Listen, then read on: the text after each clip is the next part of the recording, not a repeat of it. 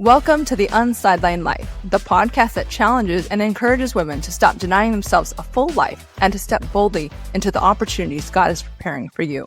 Join me for raw insights and engaging conversations to guide your journey of self-discovery and pursue the life that God created for you.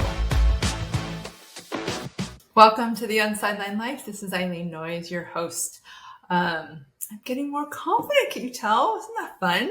Before I go into this week's episode, I'm going to continue to let you know about something that's coming at the end of October. It is the Revival Mom Summit. So there are going to be some amazing teachers, like 3 days worth of awesome teaching, having to do with kids, having to do with marriage, sex in marriage, homeschooling, all the things that come with mom/wife life. And so I was given the great opportunity to speak about fighting God's way.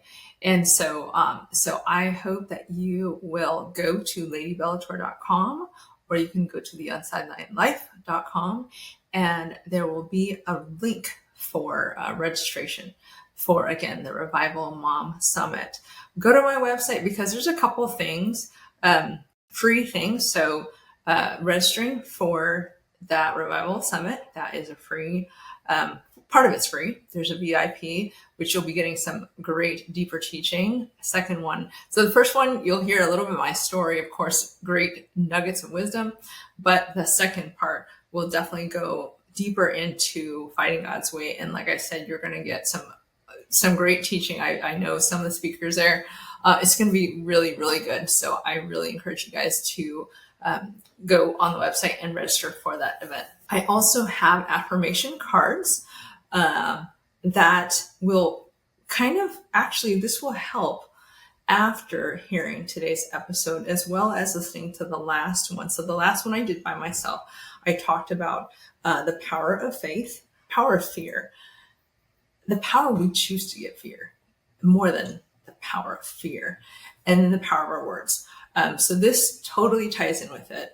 I like to listen, evaluate. I kind of have to check my work anyways. And so I was in the car and I just listened to the last episode. And so it airs tomorrow. So this that I'm talking about will be in the future. Oh geez, I just probably confused everybody. So anyway, I listened to that. And so as you're going to be listening to this one, go back, find that recording, find that audio, listen to that podcast, and it will definitely go along with this one. So again, Revival Mom Summit, that is the end of October. So on my website, you have the Revival Summit, register for free. You have the affirmation cards, which you'll have a better idea about from the last podcast as well as this one. And then also for my book, Rise Up Lady Bellator, I have a free download of a workbook that goes with it. So you can do it by yourself, or you can get it with a group of women, and it goes pretty deep. And the good thing that I really like about this workbook that I've done is I honestly have been in different Bible studies where if there's like daily homework and there's like, a time frame or just like a due date, sometimes I can get caught in okay, let me get it done on time so that I'm not the one that didn't do my homework. And so my workbook is there's the freedom to not feel that pressure. I get pretty deep in mine, and so it's gonna take time, and if anything, to do it with friends, to do it with a group of people, it will help you to push through to some of the hard things that you may not want to be dealing with. So get the book, Rise Up Lady Bellator, and then the free book workbook will be on the website. So here we go for this episode. I got cut off a little bit. I don't know if you saw that. Anyway, I'm back. So I am going to continue on with what I started the last solo episode. I talked about the power of fear versus the power of the sound mind, or the power of our words. Actually, it's more the power we choose to give fear, not the power of fear. And yes, again, our, how our words really, they're powerful. Like God has given us a tool to use our words wisely, to declare positive things, to declare his word, to declare his truth, to speak the things that are in the Bible. And so I think that I took more on that episode, more of the spiritual side of things. I did talk about a little bit about our brains, about the subconscious mind. I love that stuff. Again, props to Life Skills. Paul Hagstrom, who passed away, with all that he went through, God took him on a journey of learning about the brain. Oh my gosh, great stuff. There's actually a video on that. Hopefully you can find it.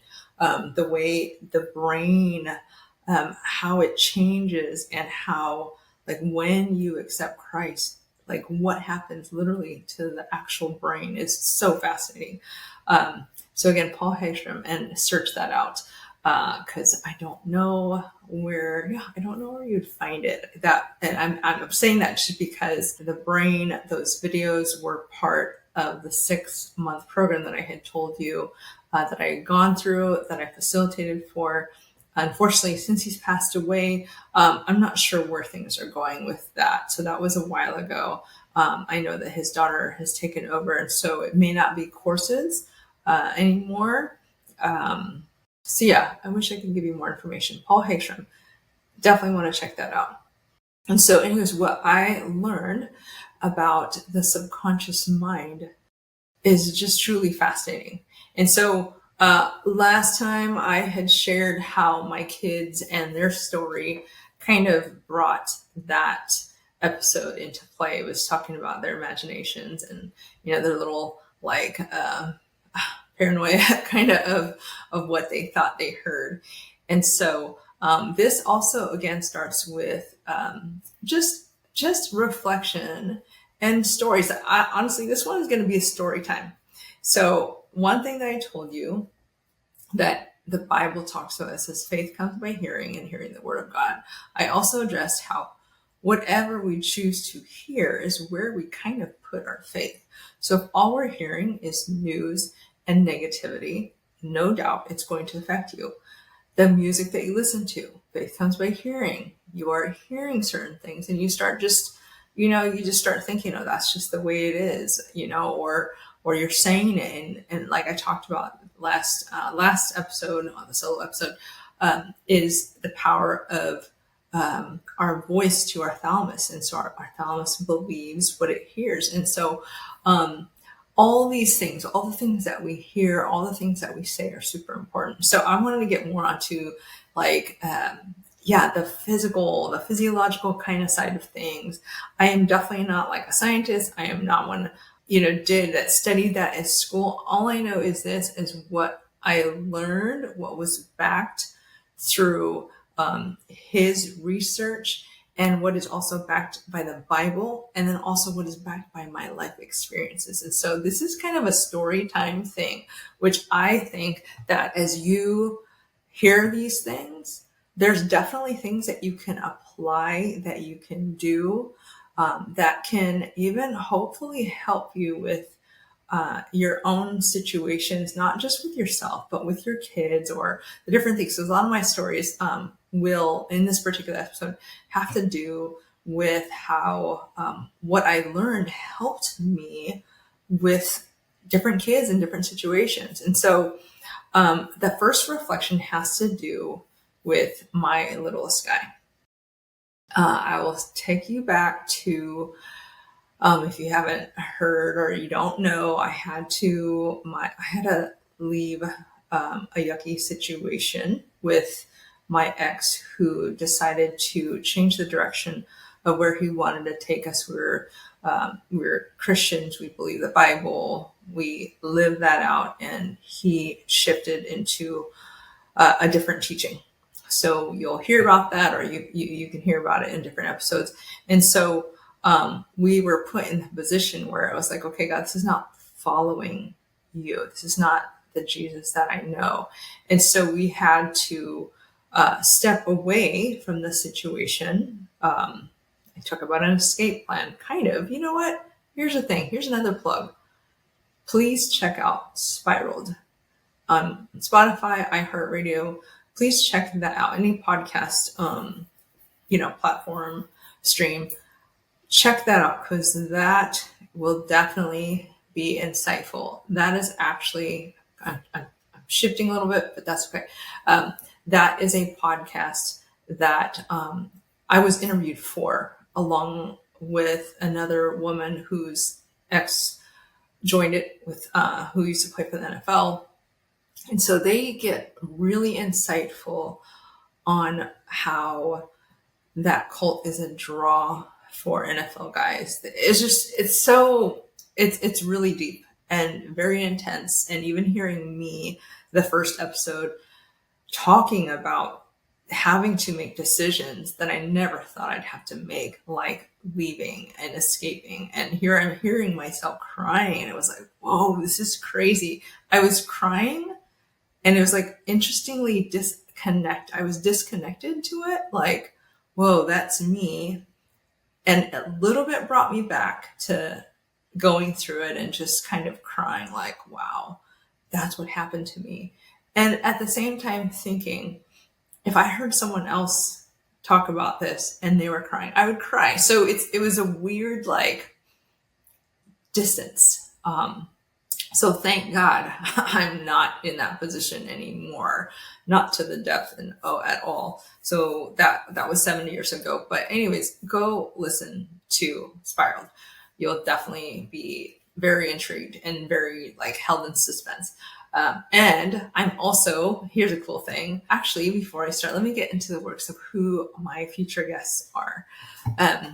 I have Adam Brusa. Hopefully that is the right name. So I talked a little bit in that last episode. I talked about the prophetic, the power of the prophetic, the power. So this all correlates. So the power of our tongue, this power of our words.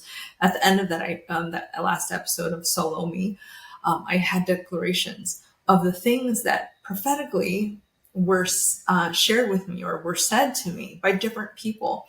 And so I happen to just go back and scroll through because I have them all written down. I have them all written down, the different words. I have the dates. I have who said it.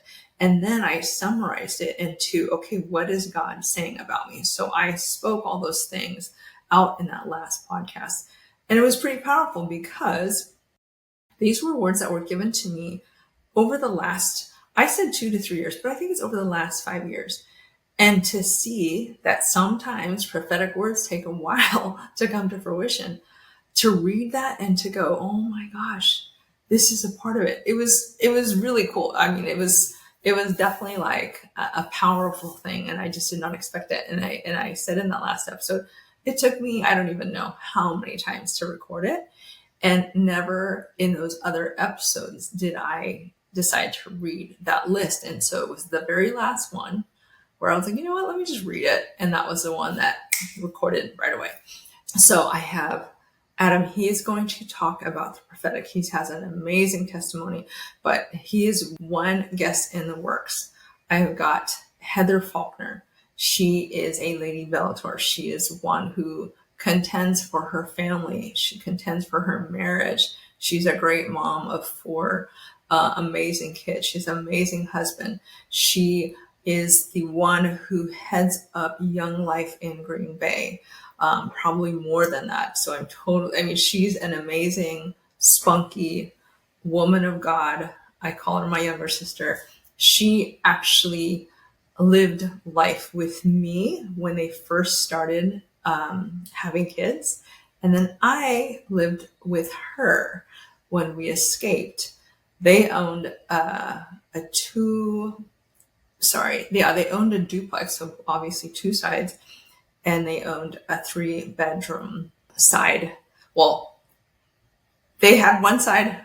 They allowed us and they gave us their place. So I went from a 20,000 square foot home to a 3-bedroom duplex with 7 kids, mostly on the floors. Some had beds, and 7. So here, this is where we can segue into this next thing. 7 kids and 1 on the way that at that time I didn't even know was in my belly. Okay, so yeah, there's one more plug. The person who I just talked about, the spiraled, the journalist, she's another one. I actually recorded it and it didn't go through, so we're gonna have to do it again. But be on the lookout for those interviews. So Adam Brusa, Heather Faulkner, and Kaylin Kaler is the one who is the Sports Illustrated journalist. She's the one that did the spiraled. Check that out. It is awesome. So there's 6 episodes with 2 bonus episodes. So you'll hear things that I don't necessarily talk about on this one, just because no one's asking me questions. So I'm in control of what I say, obviously, in this. And if you were to ever ask me, if I said, hey, ask me a question, I would answer it, but I just don't talk about that stuff. I don't feel like it's not necessarily my goal is to say those things that I do talk about in that podcast. So going back to the place of having 7 and 1 in my belly that I didn't know. And so I want to this is kind of needed for this one to give you guys an understanding of the way the power of the subconscious mind works and that situation at the time. So as I'm going through let me go further. Forgive me. When all this started, when he started following this teaching, God was using probably 2 to 3 years of my life when things were hard. If I can give like a really quick background, after football, he started going into his other career. He started studying for, financial planning. That's when things got really hard. That's when things got really tense. That's when I thought it was just a season. And during that season, I felt really yucky about myself. I mean, I was being kind of told that I wasn't submissive, I just felt I was never going to be good enough. And so once that season passed, where he finally passed his certified financial planning exam, I thought things were going to go back to normal. They did not. And within a matter of 3-4 months, that's when this whole thing came out about this cult or this teaching that he started following. And so God had used those 2 to 3 years of time where prior to that, like I said, I just feeling yucky and just life not worth living. And at some point, God got a hold of my heart and he started equipping me. He started showing me my identity. He started filling me with his truth. So again, it all goes back to these things that I talk about in terms of the sword and the scepter, in terms of the declarations of who I was, my identity in Christ. So he started really filling me with who I was. And so during that time, it was going from feeling crappy, feeling down in the dumps, feeling like I sucked at everything as a wife, as a mom, everything. And then he started working on me. He was renewing my mind with his truth. And then that's when all this is going down. So I was at that point strong. I relied on his word and was girded up in prayer like I had not been before. And so when it did go down, and when I saw that he wanted to take us to this place and he wanted to change how we were doing things, he wanted to go back to the law, he wanted to go back to Sabbath, basically the way life as how we knew it, he was shifting directions. And had I not anchored to God's truth and God's word, and more than anything, had I not learned to hear the voice of God, him talking to his daughter Eileen to specifically tell me certain things, to be that close, that I'm asking God, Lord, talk to me, speak to me, communication through his word, communication through Holy Spirit, talking to my spirit. I mean, I can go on in different things that God had done. But anyways, he was just equipping me and renewing my mind and just changing me into the person that didn't know who she was, the person that was down in the dumps, that person that literally wanted to commit suicide, to the person who was anchored in my identity in him. And so, so this is the time frame that when I'm at that place of strength, this is when all of a sudden it's like I said, within a 3-4 months, it's like all of a sudden we're supposed to go to this place. So we had to step away, and I had to have an escape plan. I had to take my kids and go somewhere so that my ex could come to this place. The hope was, okay, he's going to see what's on the line, what's at stake, and by the grace of God, he'll come back. And he just chose not to. And so during that time, I had to help the kids navigate through all that was going on. I could not tell them about, the day that we were going to escape. I could not say all that. I didn't want to compromise anything for them. I didn't want to put them in a position where they had to, not say something. So I held it all with me and the 5 people that knew what the plan was, to step away. And like I said, stepping away in the hopes that he would come back around.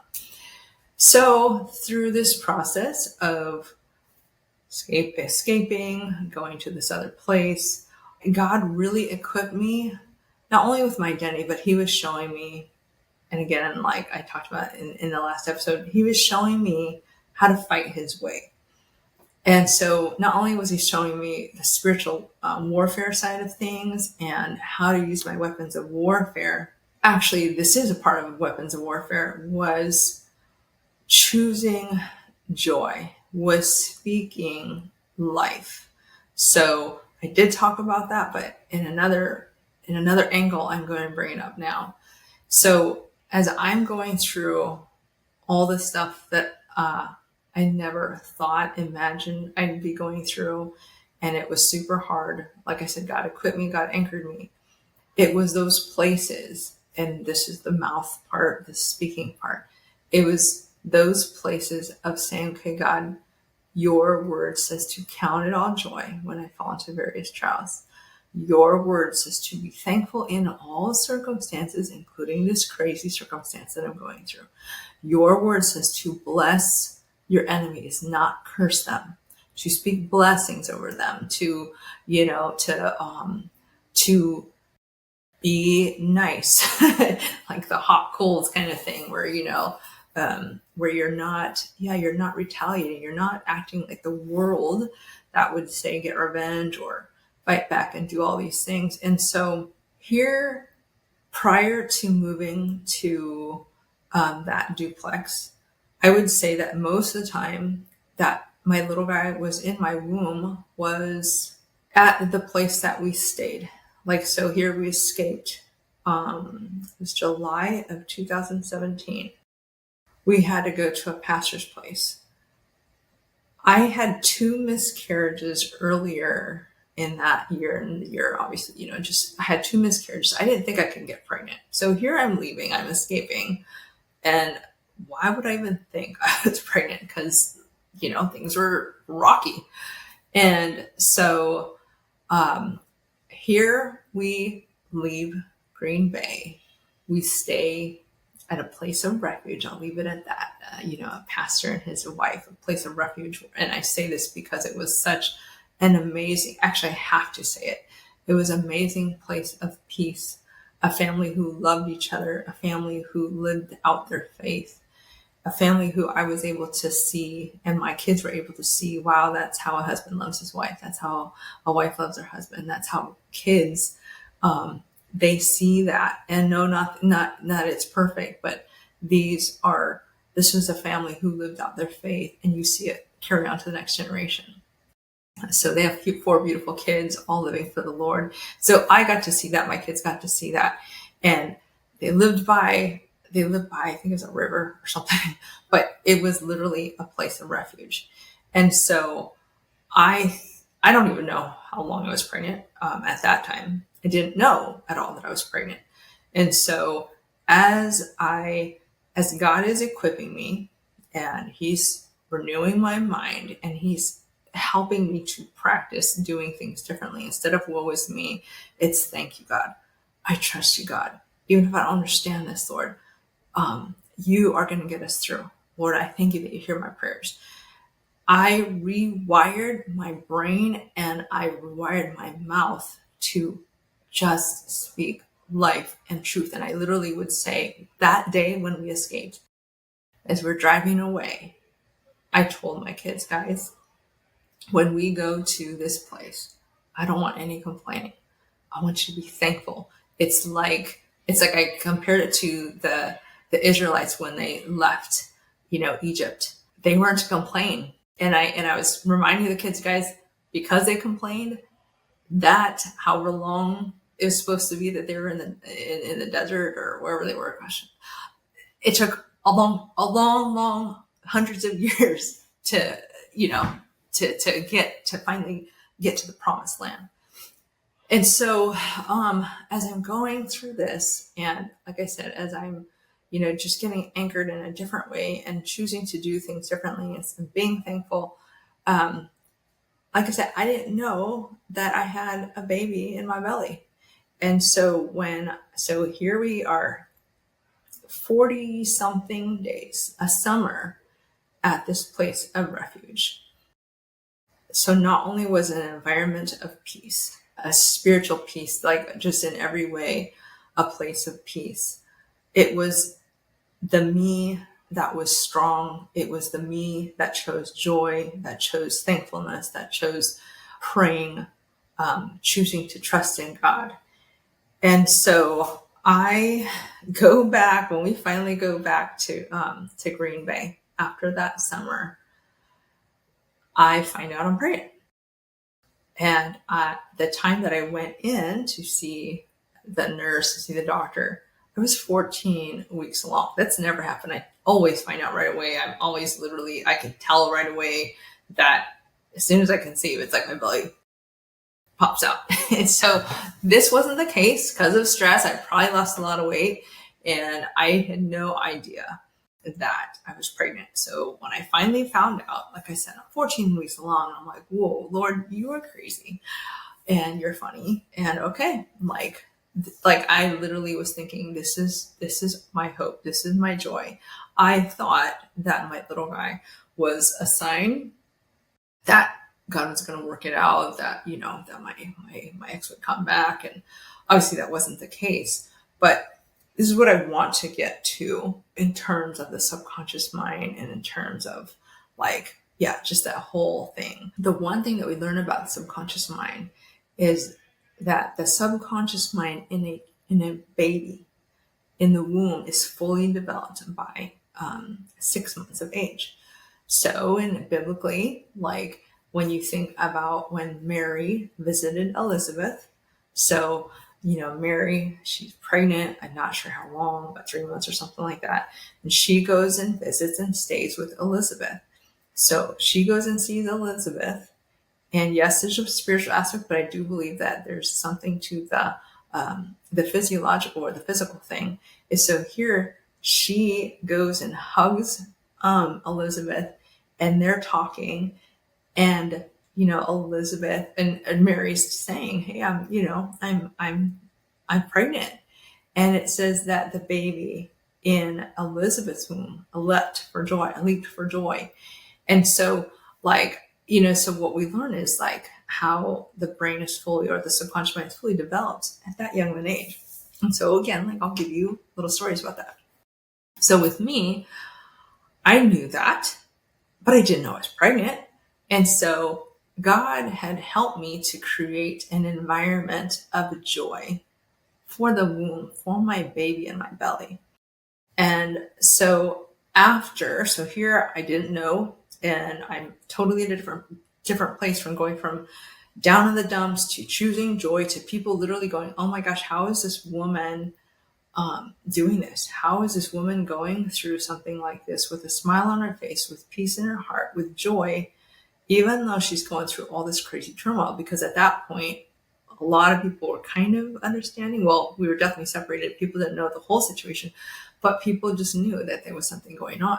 And so outside looking in, and no one bothered, or no one was bold enough to ask me, I guess. People just, yeah, if people didn't know me, it's just outside looking in, which I totally understand. They didn't want to bother me, or, who wants to ask a question like, hey, what the heck are you going through? Unless you felt close enough to me. So during this time, like, I find out I'm pregnant. I'm already at that place of peace.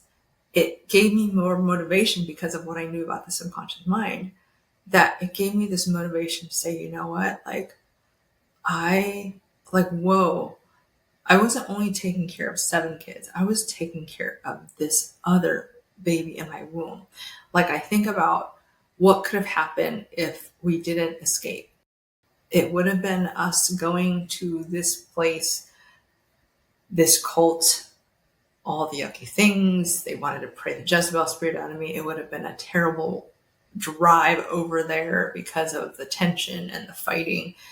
And so I look at all these things that God was saying, you need to create before even the subconscious mind is doing. You need to create a safe place where this baby can grow healthy and strong. Like I said, I just had 2 miscarriages prior to this pregnancy.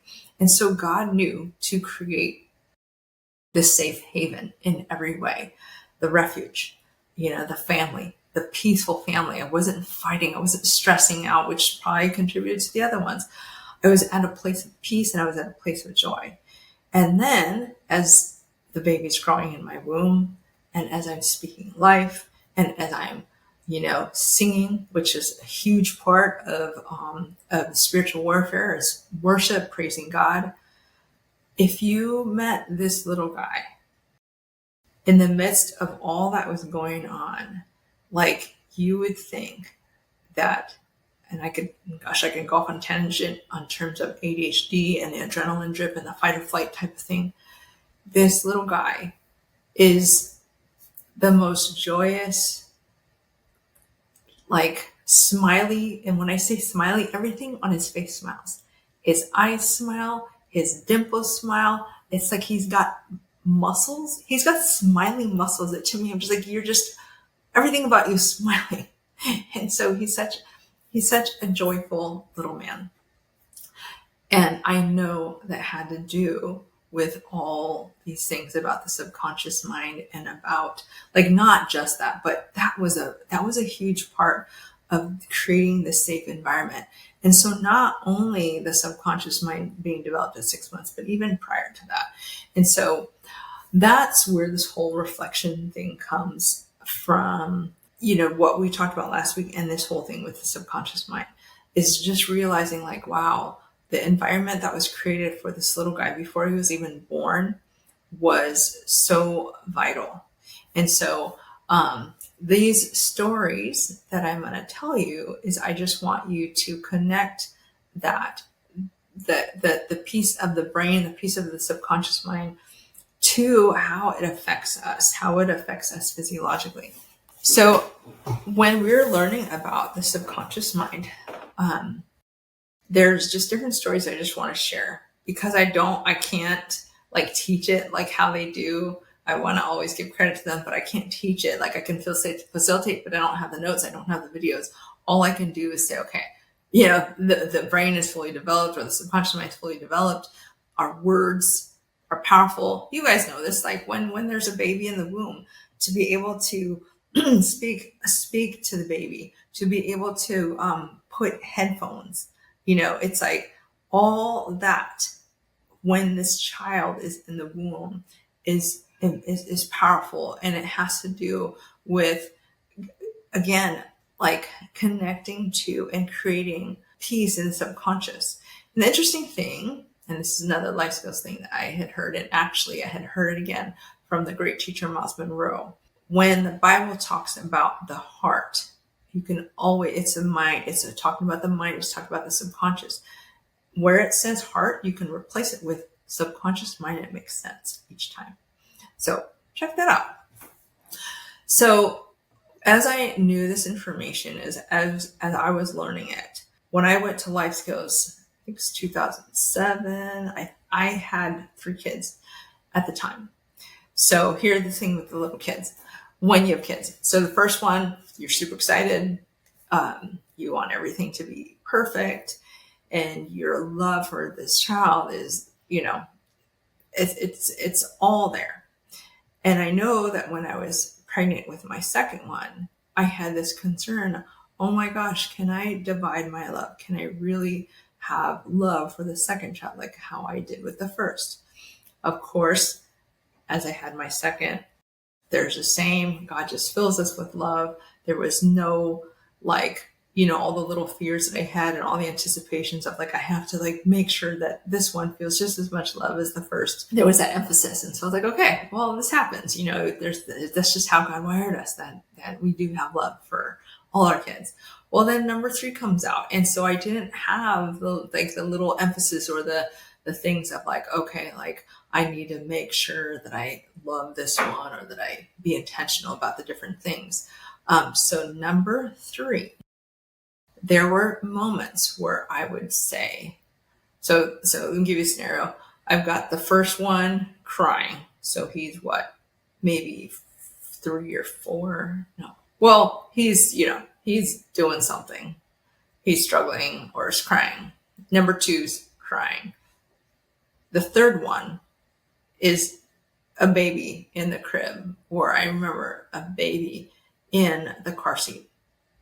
And so I would say, not realizing that his subconscious mind was understanding, I would say, you know what?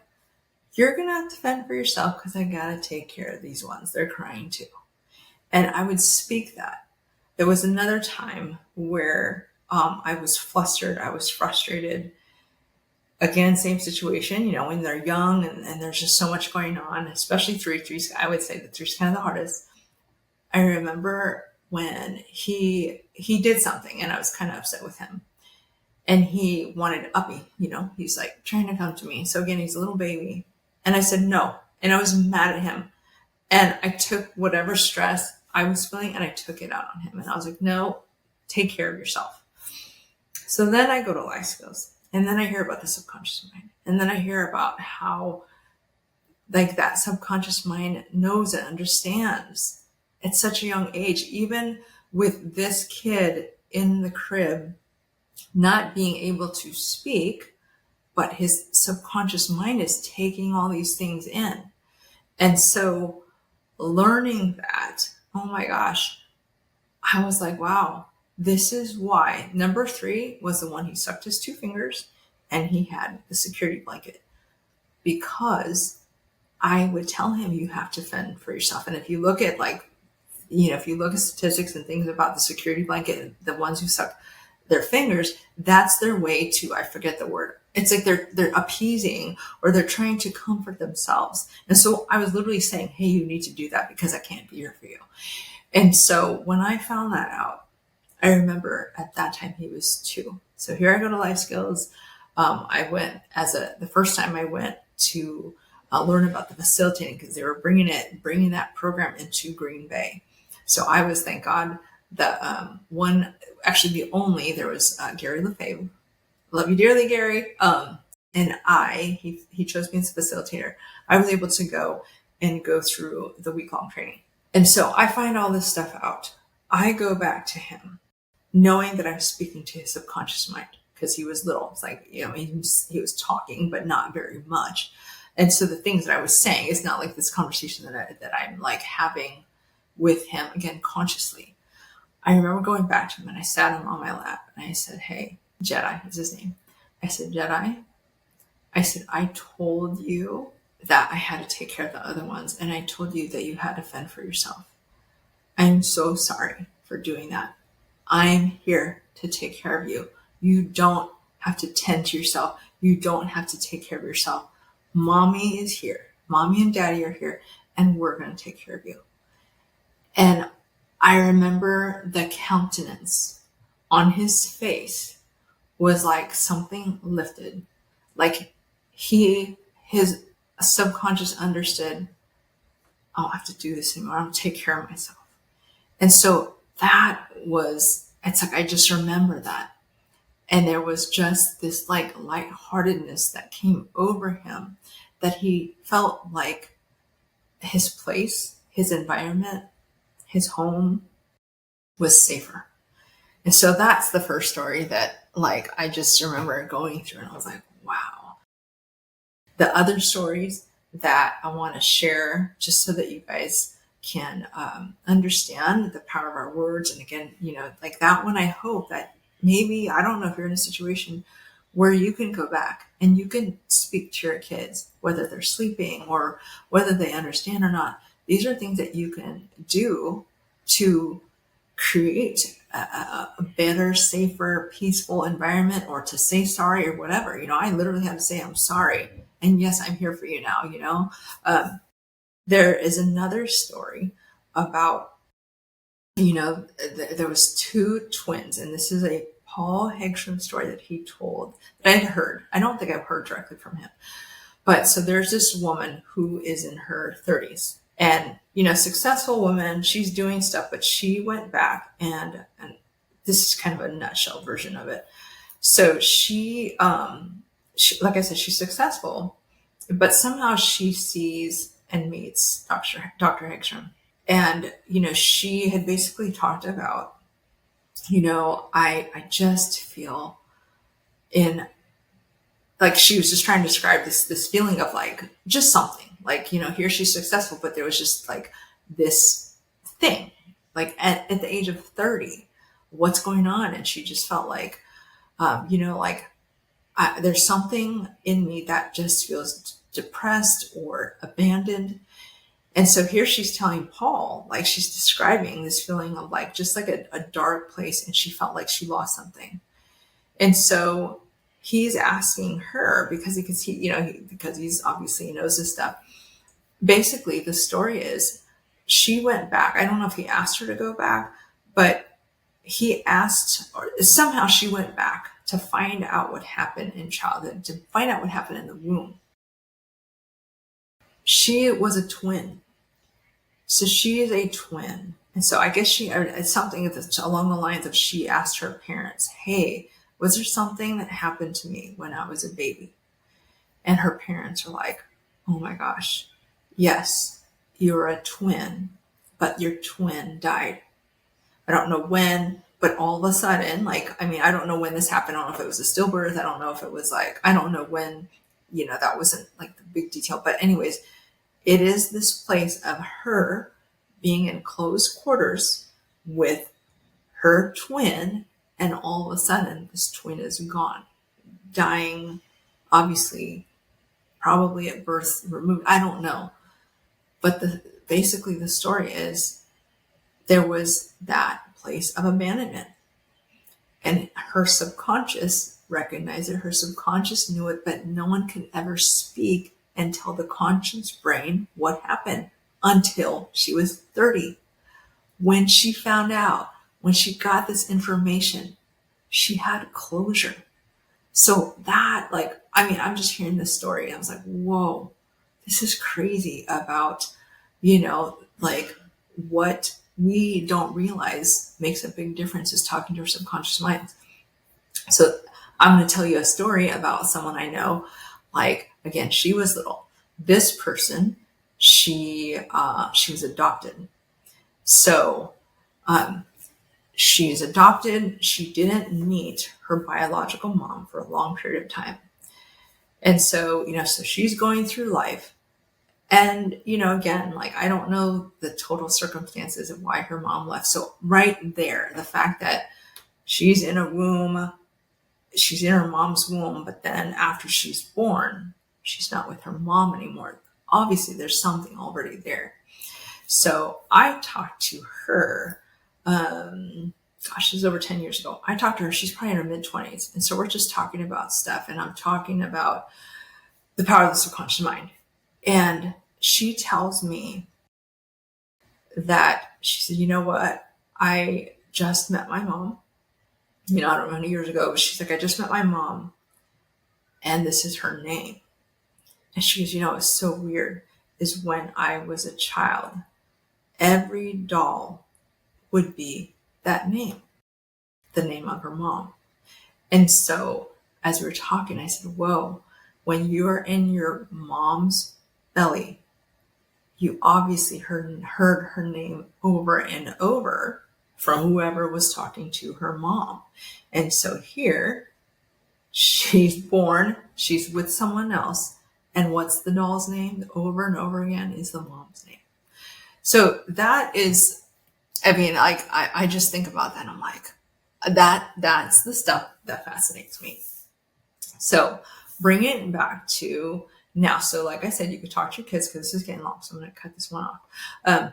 But you can talk to, your kids, you can talk to yourself, right? The whole thing about the subconscious and the thalamus. And so I'm going to give you different scenarios that will help you as a wife, or just as an adult, and how it can like help now. So the one example that Paul would always bring up whenever he talked about the subconscious mind. So this program had to deal with like conflict, a lot of us marriage conflict. And so one thing that he would bring up is the relationship dynamics with a man and his mom, right? So if a man struggle with different things, and every man has different, like, mom, my kids, hopefully not many, but there may be things that I'm going to say to my kids, and they're going to get married and they're going to hear from their wife, and something will trigger them back to, oh my gosh, my mom said that, And so the example that Paul would give was, he would say, okay, when you are, and he's talking to a man here, when you're talking to your wife and you get triggered, he's like, you need to speak to your subconscious mind. So he actually gave this example of a husband and a wife who were working through stuff, and things were great. And he said to Paul, she said something and I got triggered and I went back to my old self. I went back to like he's like, I don't even know why I got so mad and angry. And so Paul gave them that advice. Okay, when you are talking to your wife, you need to talk to your subconscious mind. And so Paul would tell these men, so this is a big example, he would say, like you're talking to yourself, this is my wife, not my mother. This is my wife, not my mother. This is my wife who I love, who loves me, who we have a relationship. And so his mouth was telling his brain, giving the brain the whole thing, like I talked about last time, the reality check. When the man, so here he's in a situation again with his wife, and he could feel that trigger. He does it. He takes the device and he speaks out loud and he says, okay, this is what's going on. He gives him his own self the reality check. He said, all of a sudden, that escalation, all the things that are going on, the heartbeat, the flush face, the anger, he feels it settle. And so that's the power of our words speaking to our brain that physiologically changes things. I'll give you one more example of a friend of mine who I remember. So I had her it was my last class before I left. I love life skills. I wish I could facilitate. Maybe that'll come back around. Who knows? But anyways, she was one of my last students, I guess you would say.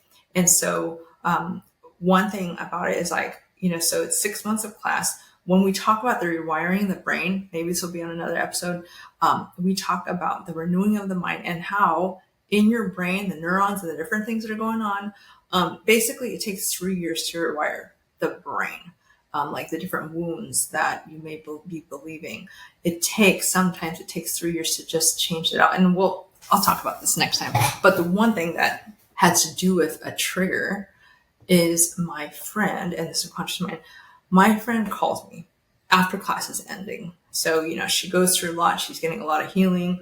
She calls me because she's at a friend's house and she's staying there. I think it was just for the day. And she says, because in her own life, in her own childhood, there was a lot of fighting.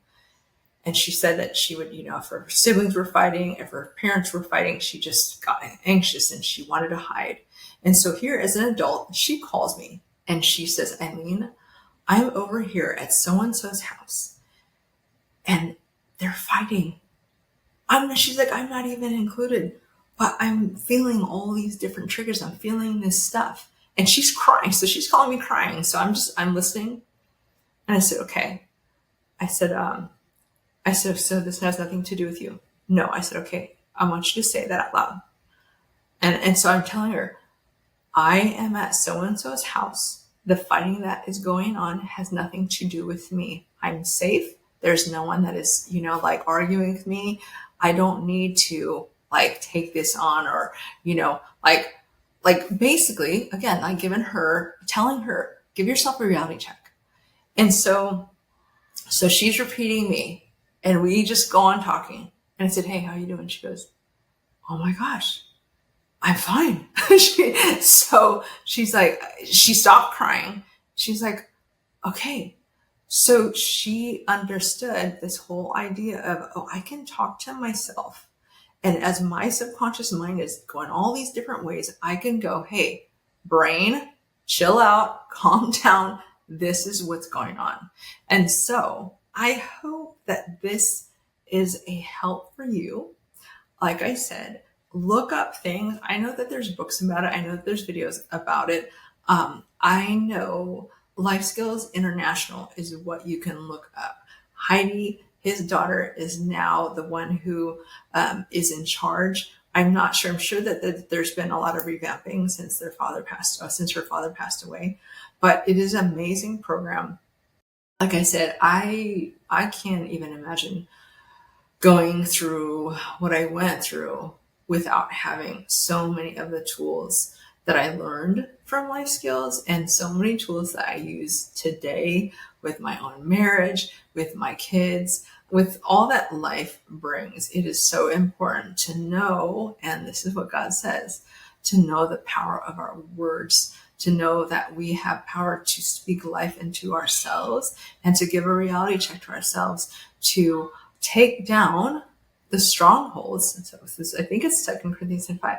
We have the ability to take down the strongholds of our imagination and anything that sets itself up against the knowledge of Christ, or anything that is trying to come at us in fear. The way that we can do it is to use our words, to use the word of God, or to just basically say, hey, this is what's going on. This is the reality. I'm safe. I don't need to receive this. If someone's talking yucky about you, there's so much power in our tongue to speak life. Love you guys, and I'll see you next week. Bye. Until next time, love well, celebrate your strength, and discover the new things you are capable of. You are a light in the lives of those around you, and no night is too dark for you to find your way.